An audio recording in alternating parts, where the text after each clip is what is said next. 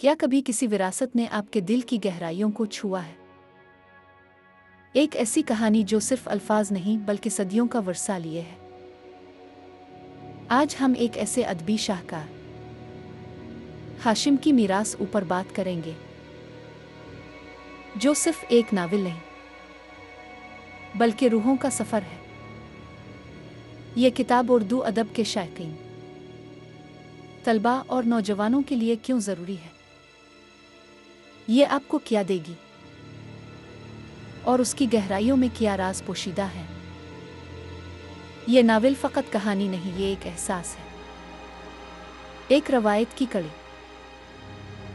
हाशिम की मीरास हमें अपने माजी से जोड़ता है, जहाँ किरदारों की जज्बाती कशमकश और उनके फैसलों के गहरे असरात आज भी हमारे मुआशरे में गूंजते हैं।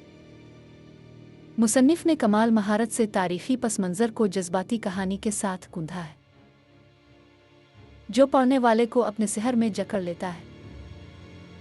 ये एक मालूमाती और दिलचस्प अदबी मौजिज़ा है, जो आपको सोचने पर मजबूर करेगा। इस नावल की मज़ीद गहराइयाँ जानने के लिए हमारी अगली वीडियो ज़रूर देखें।